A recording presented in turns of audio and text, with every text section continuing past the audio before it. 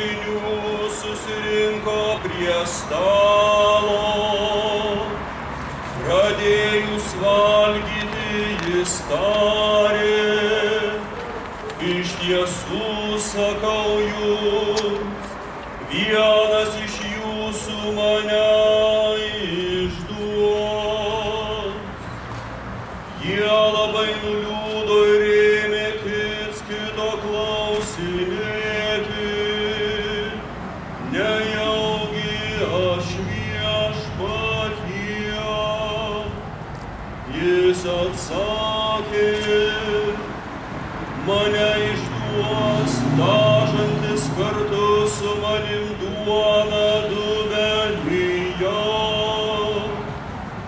Žmogaus sūnus tiesa eina savo keliu, kaip apie jį parašyta,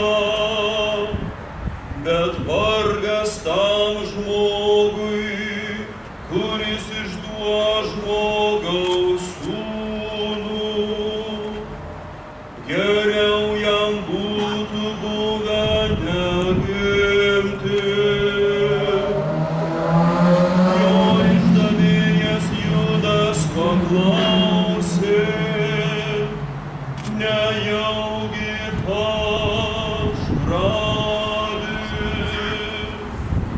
Jis atsakė, tu tai sakai. Tai viešpatie žodis. Šlovė tau, Kristau.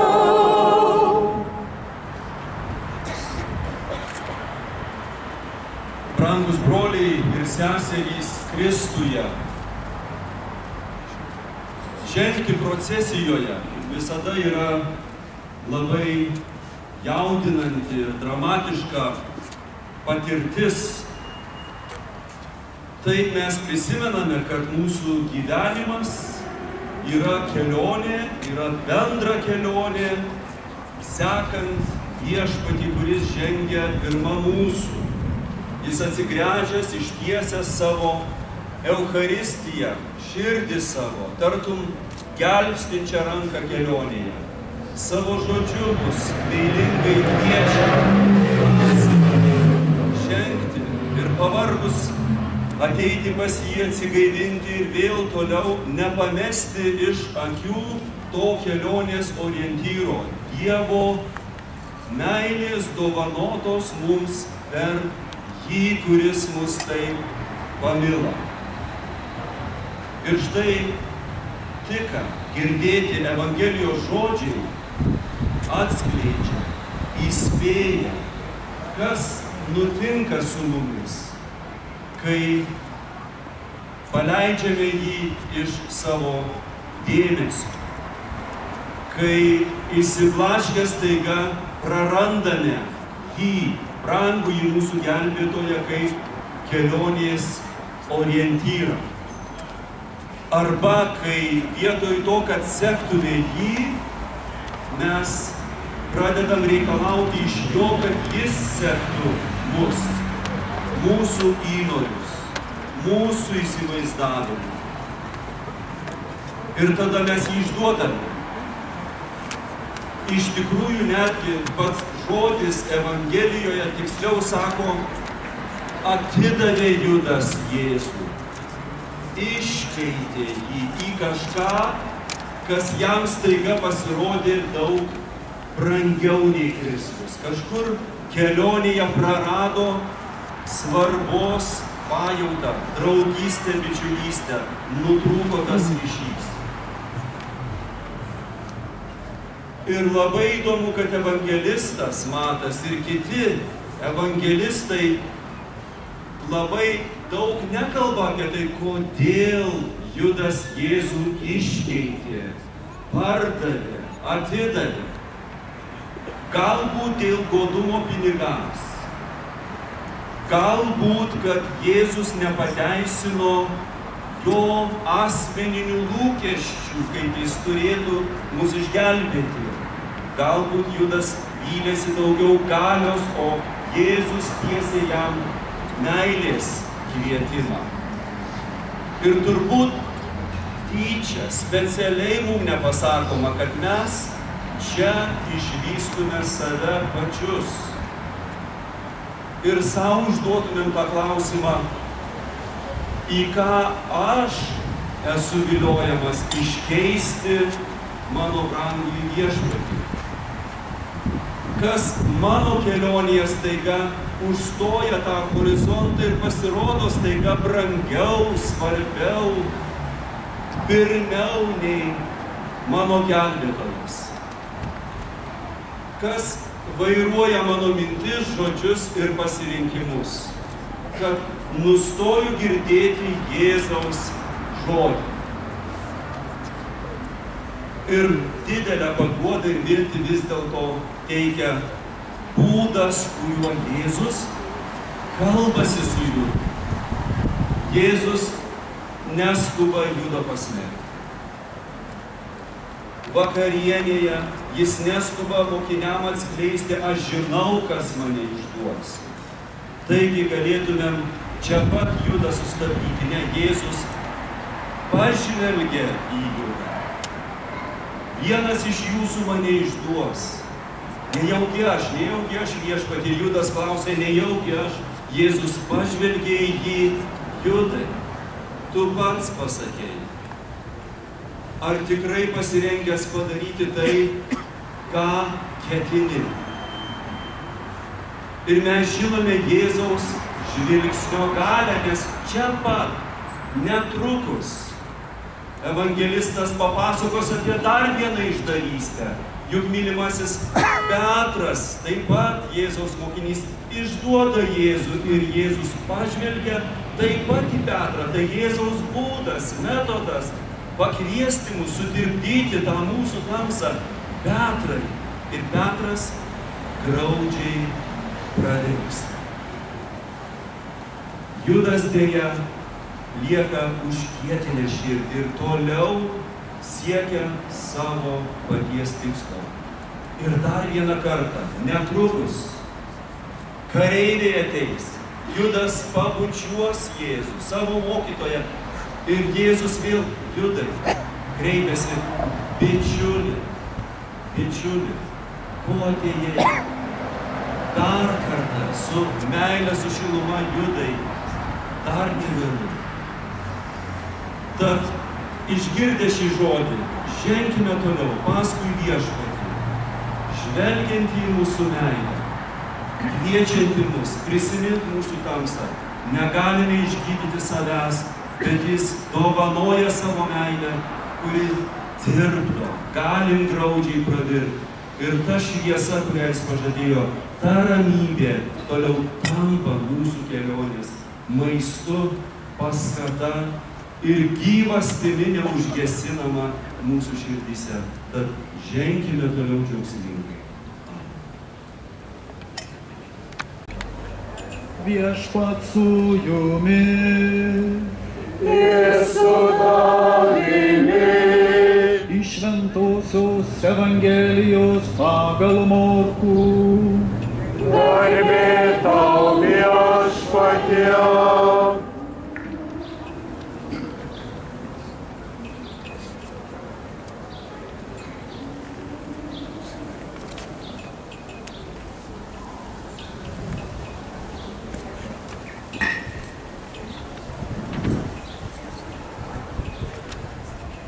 Anuomet bevakariaujant, Jėzus paėmęs duoną, sukalbėjo palaiminimą, ją laužė ir davė mokiniams tardamas.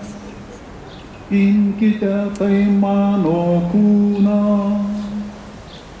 Paėmęs taurę, sukalbėjo padėkos maldą, davė jiems.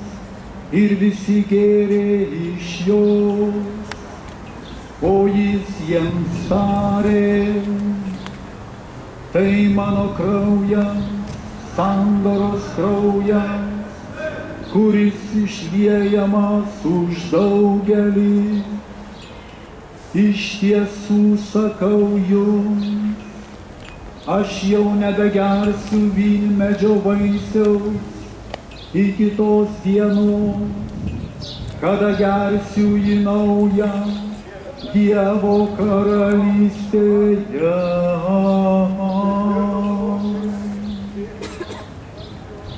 Tai viešpaties žodis. Gloria tau, Kristau.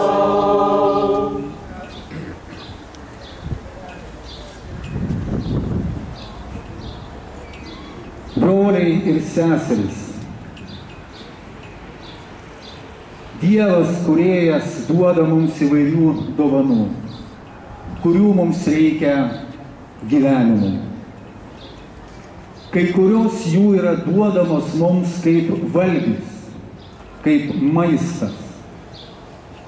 Kurdamas pasaulį, Dievas davė mums augalus, gyvūnus, kad jais rūpintumės ir tuo pačiu palaikytume savo gyvybę, savo gyvenimą. Bet maistas mums duotas ne tik todėl, kad palaikytume biologinę gyvybę, kad egzistuotume, bet ir tam, kad galėtume mėgautis, patirti džiaugsmą, malonumą. Ir ne tik dėl paties maisto kaip tokio ir jo skonio.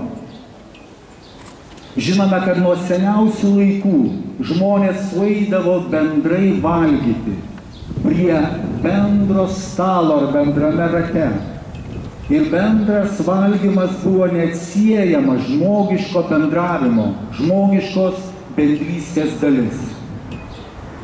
Mes šiandien einame devintinių procesijoje, Vilniaus gatve ir Laisvės alėja, pagrindinė mūsų miesto Kauno arterija, kuri vis labiau yra nebe batų parduotuvė, bet vis labiau yra erdvė ir vieta, kur miestiečiai po darbo dienos ar savaitgalį, po įtemptos savaitės atvyksta susitikti, pabendrauti, pasikalbėti, nuimti dalį per savaitę susikaupusio streso ir naštos, atsipalaiduoti, jeigu nori.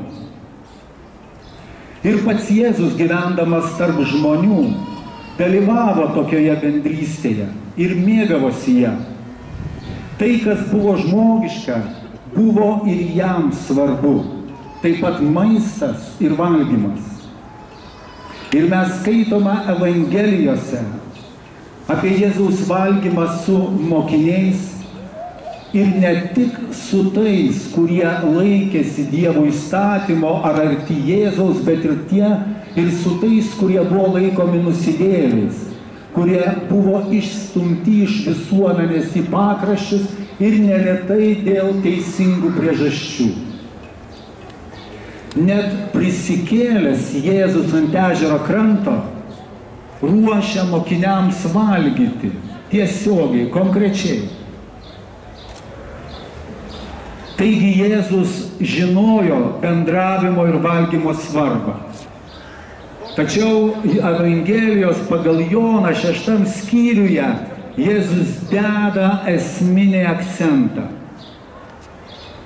Ir sako, plušėkite ne dėl žemiško, ne dėl praeinančio, ne dėl gendančio ir žūvančio maisto, bet dėl išliekančio amžinajam gyvenimui.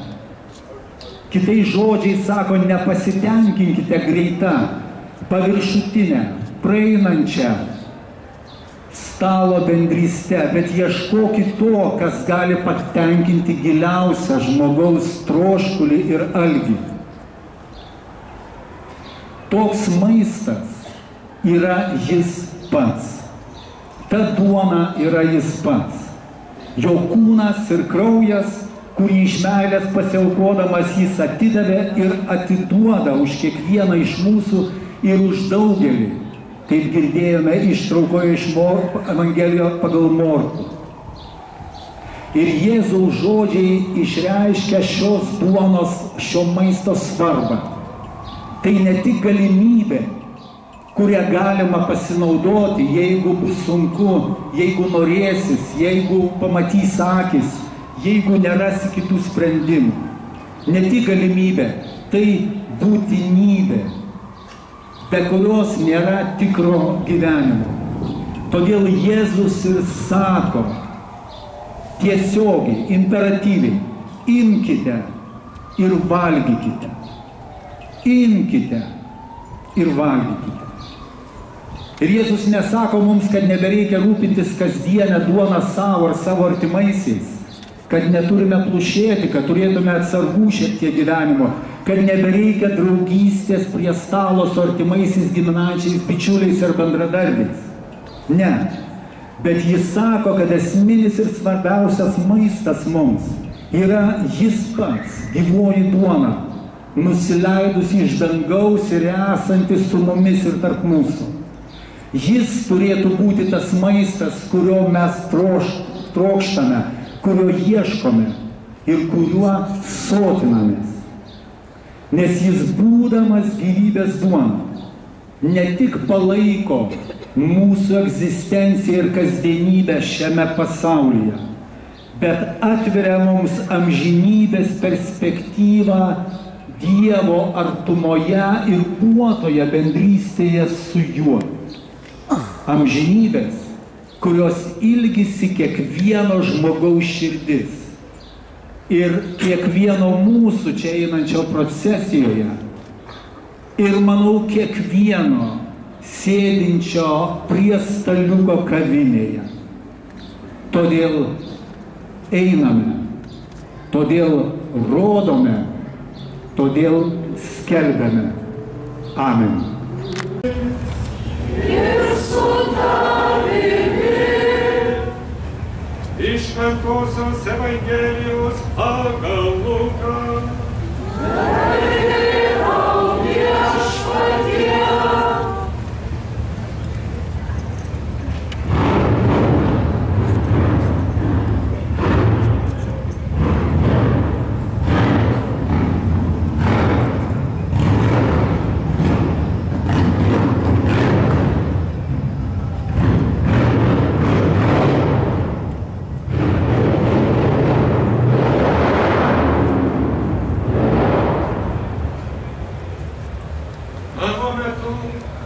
Fariziejai jų rašto aiškintojai murmėjo ir sakė Jėzui: Jono mokiniai dažnai pasninkauja ir kalba maldas, taip pat ir fariziejų mokiniai, o tavieji valgo sau ir geria. Jėzus jiems atsakė: Argi galite versti pasninkauti vestuvių svečius, kol su jais yra jaunikis? Ateis dienos, kai jaunikis bus iš jų atimtas, ir tada, tomis dienomis, jie pasninkaus. Jėzus dar pasakė jiems palyginimą: Niekas neplėšia lopų iš naujo drabužio ir nesivajo ant seno. Šitaip ir naujai suplėšytų, ir senajam netiktų lopas iš naujojo. Taip pat niekas nepila jauno vyno į senus vynmaišius. Jaunas vynas suplėšytų vynmaišius, pats ištekėtų ir vynmaišiai niekais nueitų. Jauną vyną reikia pilti į naujus vynmaišius. Ir niekas gėręs seno vyno nenori jauno, jis sako: Senasis geresnis.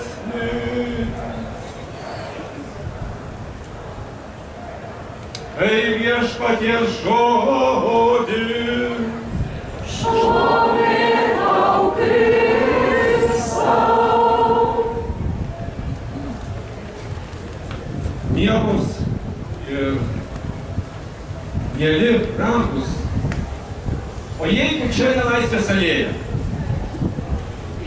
o jeigu čia Palestina, o gal čia Jeruzalė, mes labai panašiai einam paskui viešpatį Jėzų, kaip jis vaikščiojo ir aplink jį jau susitelkė ir daug mokinių, ir daug fariziejų, ir šiaip žmonių.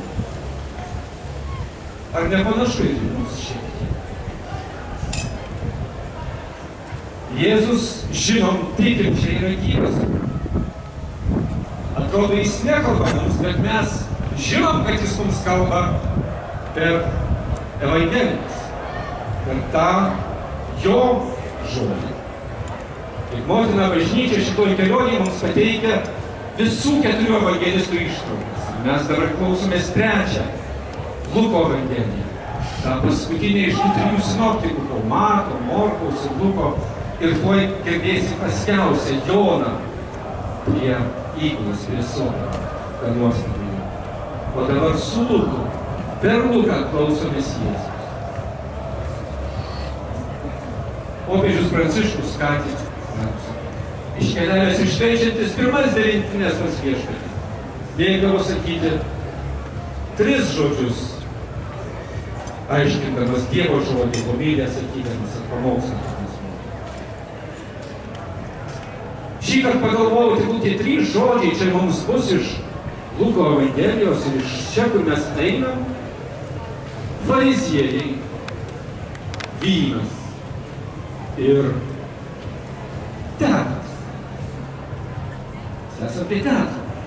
Teatras mūsų laukia, pasitikime. Taigi fariziejai. Kas norėtų, kas jaučiasi, kad yra šitoj minioje sekantis Jėzų kaip fariziejus? O kas kaip mokinys? O kas šiaip? Labai. Fariziejai mes nelabai mėgstam. Mes girdim iš Evangelijų, girdim lyg tai rūsčius žodžius fariziejams. Jėzus. Ir žinot, ir popiežius Pranciškus, kaip ir daugelis iš mūsų, fariziejams skiria daug rūsčių žodžių. Bet sako, kad vienu metu popiežių Pranciškų aplankė grupė žydų, švento rašto žinovų ir teologų, ir jo paprašė: žinai, šventas tėve, atsargiau su fariziejais. Jie nėra priešai, jie nėra blogi. Ir jie jam paaiškino, kaip bibliniam pasaulyje buvo suprantami, kas tokie buvo fariziejai. Tai buvo labai uolūs tikintieji.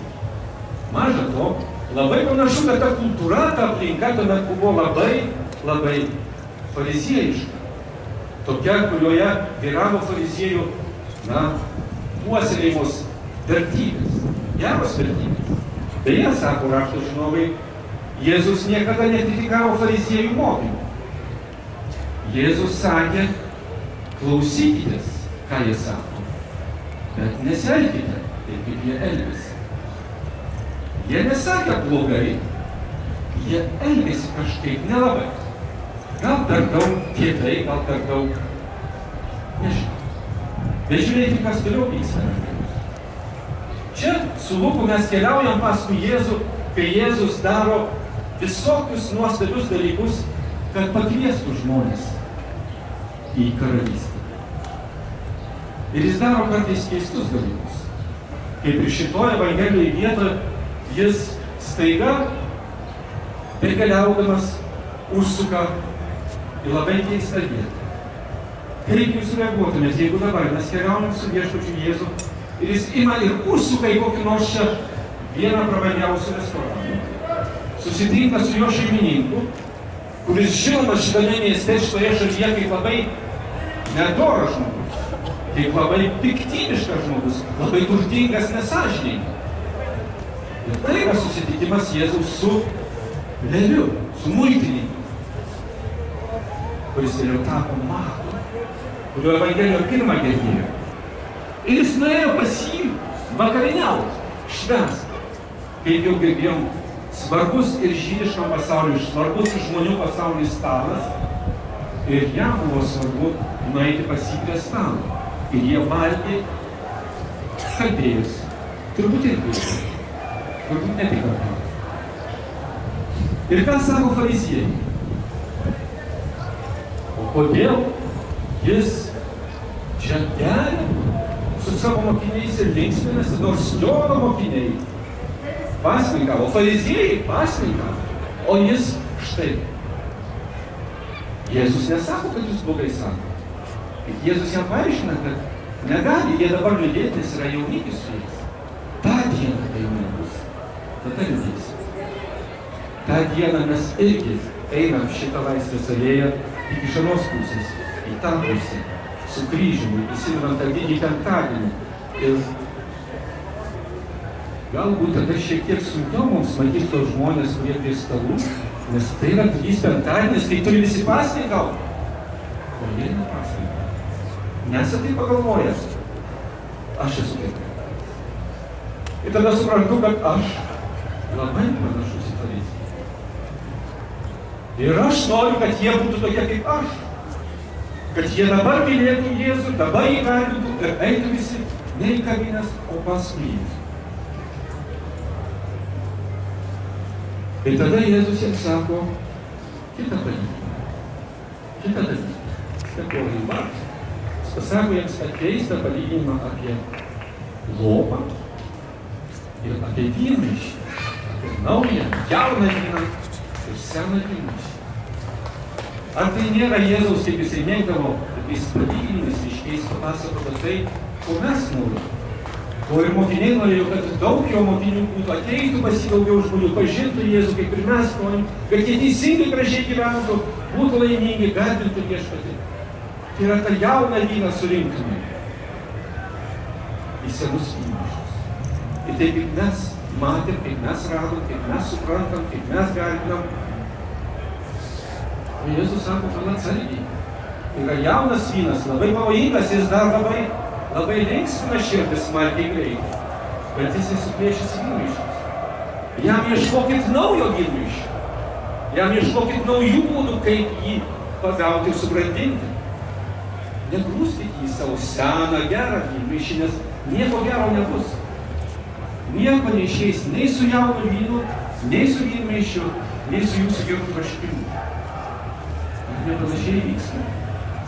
Ar ne mes dažnai guodžiamės, kad kaip stengiamės bažnyčią pakviesti naujus, jaunus ar senus, kad o jie kažkur praplyšta ir dingsta. Ar vėl mes nepanašus į tuos pačius fariziejus? Bet dar vieną dalyką Jėzus pasako pabaigoje. Bet tie, kas paragaus seno vyno, nebenorės vyno. Net jeigu jis svaiginantis, smagus, labai gerai, bet tie, kurie pajus tą skonį, jie supras, kas yra tikras, geras vynas. Jie supras, kad gyvenimas su Jėzumi yra tas geras vynas. Tas skaniausias vynas, tas vynas, kuris taip apsvaigina, kad žmonės pakeičia gyvenimus. Kad tie, kurie mėgo jauną vyną, kad tie, kurie negalėjo negerti vyno, staiga meta gerti vyną. Ir geria tik tai šitą vyną. Tie, kurie taip įsimyli, taip apsvaigsta nuo jo, kad nieko kito nenori, tik šitos duonos ir šito vyno. Štai ieškokit kokio vyno. Žinai, pagaliau pažadėjau tą trečią žodį teatrą. Labai smagu, kad mes esam prie teatro. Ne visada bažnyčia draugavo su teatru. Tai kada, sako, net neleisdavo laidoti aktorių, nes jie nėra, gal neturi sielos, nes persikūnė į visokias kitokias sielas. Dabar mes draugaujam su teatru. Dabar net, kai kada gal mes esam panašus į teatrą, ar kažkas ateina į bažnyčią, tai net yra patina, scena yra, veikėjai yra, apšvietimas yra, netgi dūmai. Ir gražu. Šitas teatras yra labai žavus ir brangus daugeliui kauniečių, nes mes prisimenam tą sovietmetį, kai gerą žodį, kai tikrą žodį, tiesiog žodį galėjai išgirsti bendrai bažnyčioje, Evangelija. Bet čia buvo labai geras turinys. Čia buvo dvasiai maitinanti tokia beveik šventovė. Baisu pasakyti, bet daugelį žmonių tai buvo tam tikras šventovė. Žmonės, pats atsimenu, per naktį čia stovėjo eilėj, kad gautų bilietą nusipirkti, patekti į teatrą. Toks teatras buvo svarbus. Ar dabar mes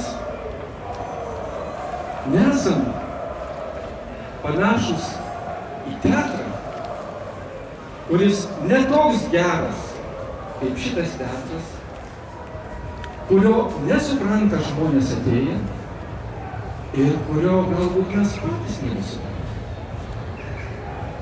Jeigu mes įsijaučiam į teatrą, o ypač tas pavojinga mums, kurie aplink altorių pasipuošiam, jeigu mes vaidinam Jėzaus istoriją, tai vargas mums. Nes mes esam ten pakviesti dalyvauti tikroj misterijoj, kur skirtingai negu teatre nevaidinama, o įvyksta tai, kas skelbia. Tai dėl to būkim gerais fariziejais, Jėzaus draugais. Pamėgime vyną. Iš pradžių jauną, suraskime jam ryšius, bet atraskime tą jo skonį, kuriuo jis mus nori pavadinti. Ir ateikim ir švęskim be bilietų, ne teatrą, o tikrą gyvenimą, tikrą misteriją su Jėzumi, Eucharistijoj ir kasdienybėje. Ir Jėzus mums padėjo, ir Marija mus lydėjo.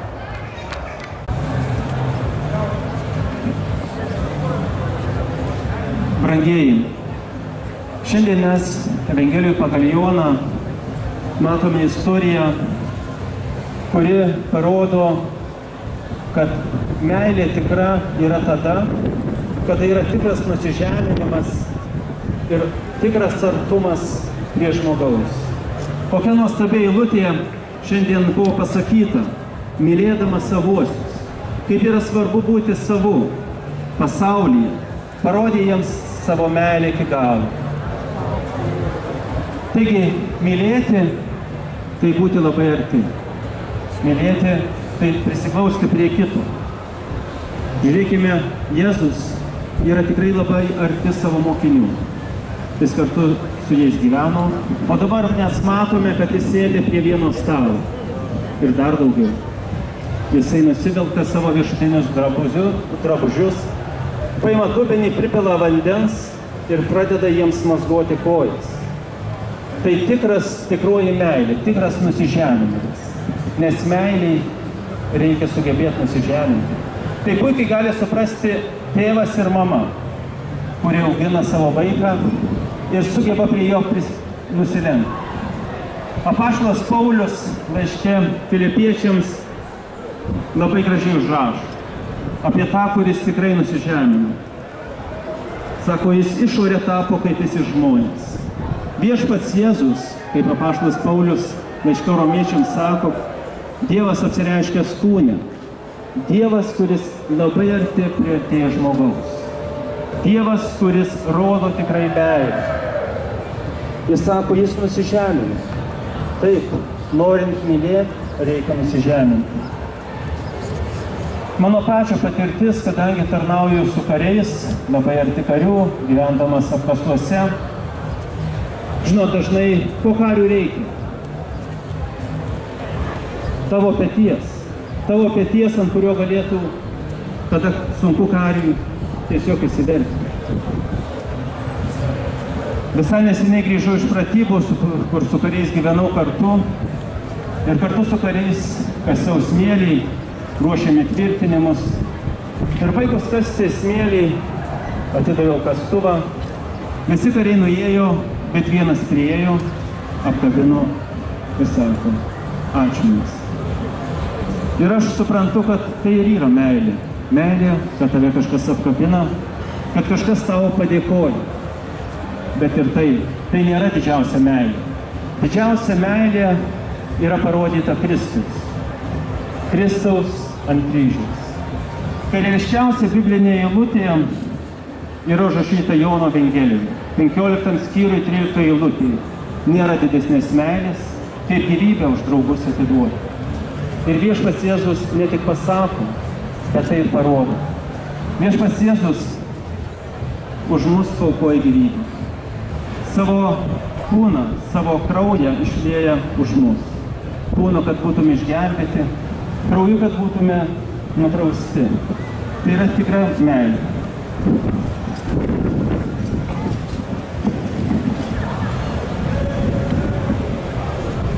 Ir Eucharistijoje mes tai švenčiam.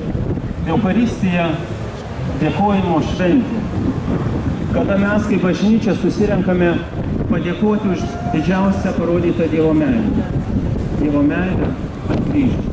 Juk viešpats Jėzus, laužydamas su mokiniais duoną ir gerdamas taurę, per paskutinę vakarienę, jisai rodo į kryžių. Į kryžių, kur bus paaukotas jo kūnas. Keldamas taurę, rodo į kryžių, kur bus pralietas jo kraujas. Kūnas, kaip jau minėjau, kad būsim išgelbėti. Kraujas, kad būsim nuplauti. Jo krauju tapome švarūs ir tapome vertėti stoti prieš Dievo veidą. Taip pat mes esame pašaukti tai paliudyti pasaulį. Ypatingai šiandien galim jausti tai, kai, nežinau, Žalgiris laimėjo, nelaimėjo, bet įtariu, kad gal laimėjo. Ir ėjom gatve, Laisvės gatve, Laisvės alėja. Ir ką mes galėjom daryti? Tai liudyti Kristų. Liudyti Kristų, liudyti Dievo parodytą meilę. Viešpats Jėzus mus ragina eiti į pasaulį. Ragina eiti į pasaulį ir mylėti sutikti.